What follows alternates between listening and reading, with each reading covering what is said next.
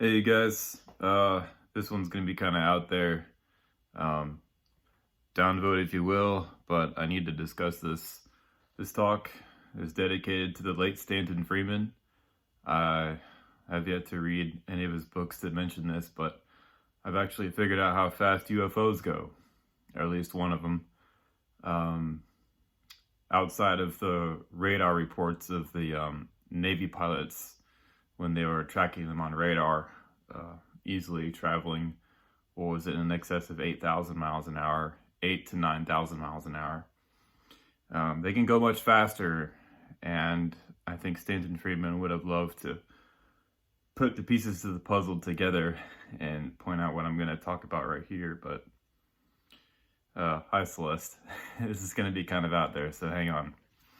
I wrote a paper here. Oh, before we start, this is going to be a new thing for me. I want to celebrate. I have 1,800 downloads of paper number 322. That's the book. Baz, I'm talking to you. Over 1,800 sets of eyeballs, at the very most, have read that book so far. So it's a lot of people. Got here a little Rolling Rock. Go ahead and pause this video if you have a drink. We can cheers together. I'll give you a second or two. All right, here we go. Let's open this sucker up. All right, guy. Cheers. 1,800 views in that book.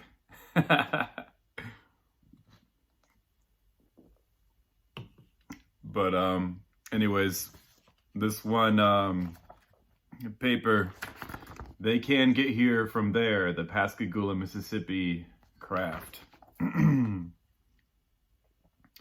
Basically, what happened in 1973, two men were fishing in Pascagoula, Mississippi, when they were taken aboard an ET spacecraft by three very strange-looking creatures that moved in a robotic fashion. Here's an artist's impression of what they look like. They were some freaky-looking dudes. And this is the two fishermen's account of what they look like. About 6 foot tall. They were hovering above the ground, and they had three protrusions on their heads like radio transmitters or receivers, and they had large claws.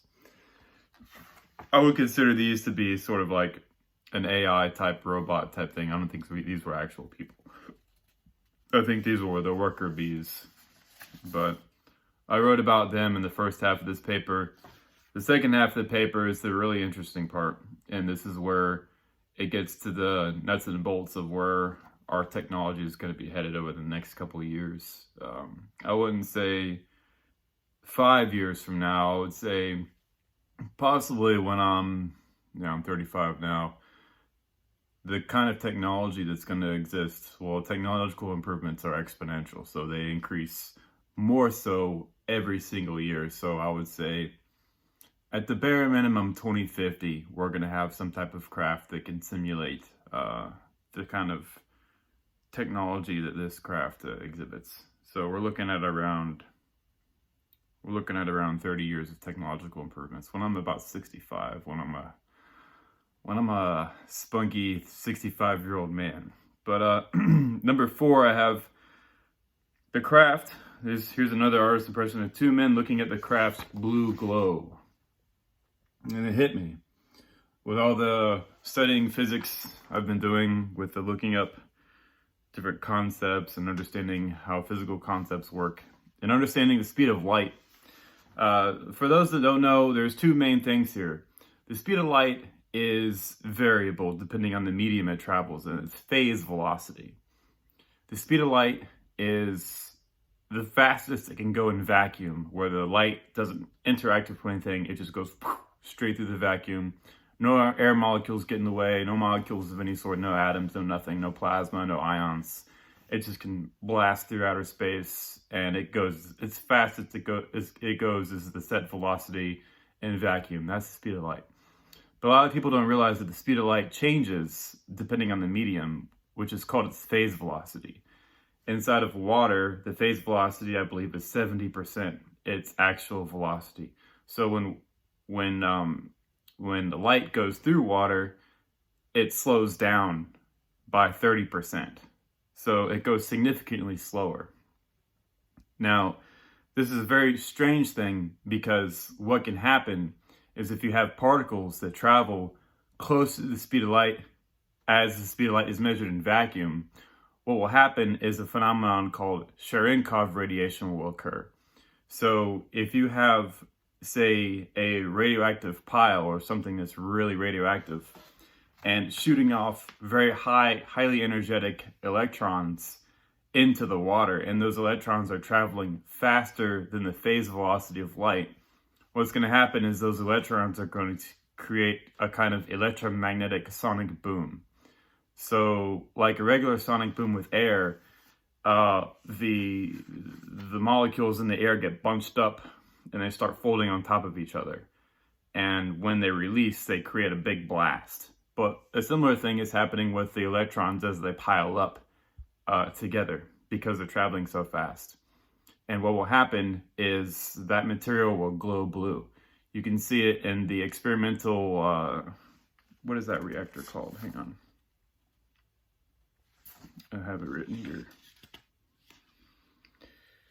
There's an experimental reactor. I don't remember what university it's at, but there's an experimental reactor where they mess around with radioactive material, and when they dunk this stuff inside of a large pool, it gives off a blue glow.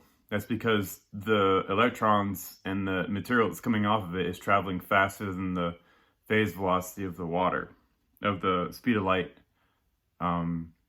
in water. But what's interesting, though, is this craft is giving a blue glow inside of air. Now, the phase velocity of light, or the speed of light in air, is a hell of a lot faster than it is in water, which means it's a lot closer to the speed of light in vacuum. So if you have something that's giving off a blue glow, giving off Cherenkov radiation inside of the air, what that means is that those particles are traveling very close to the speed of light as it truly is.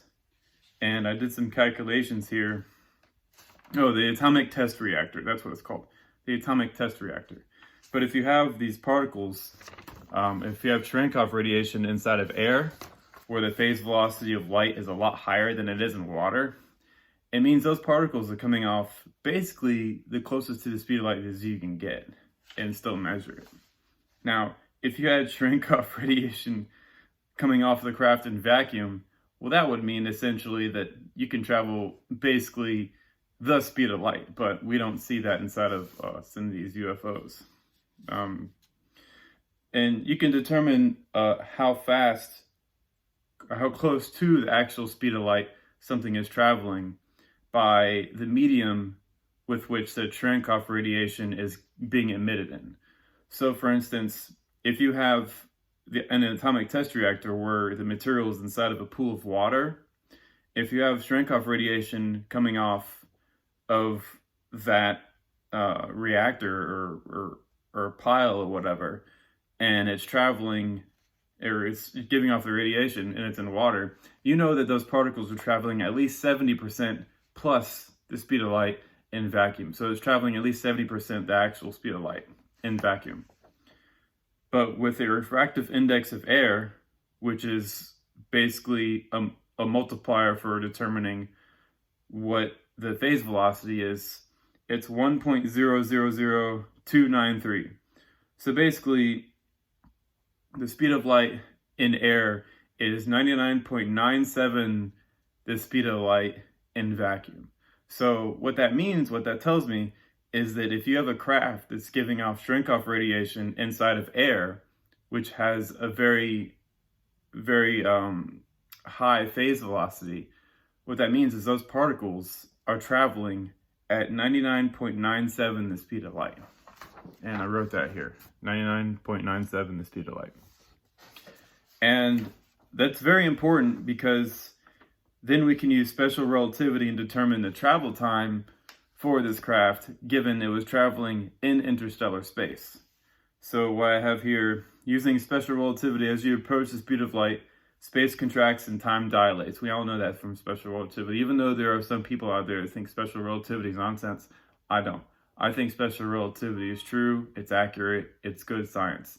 General relativity is nonsense, but I'm not going to go into that. This means that they can compress 40.8 days of travel time into 1 day. So if there is a star system 4 light years away, which would be 1,460 light days of travel, they could get there in 35 days. So Proxima Centauri, which is around 4 light years away, this craft could get there in about a month and a week of travel time, given it's going full beans. It's just hauling ass. Or being more liberal, a star system 100 light years away could be reached in about 2.45 years when traveling 99.97 the speed of light. Closer to home, if these people wanted to visit Neptune from Earth, Neptune is 4.2 light hours from the sun. They could get there in about 6 to 7 minutes.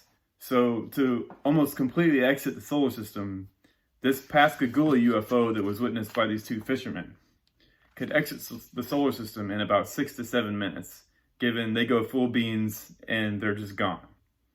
So what this means is that they have the technology. It's possible. It's been done. Our goal is to try to figure out how these mamma jammas actually work. But I've read so many different articles on this, and none of them really speak up about it. None of them really talk about the evidence that's presented to them.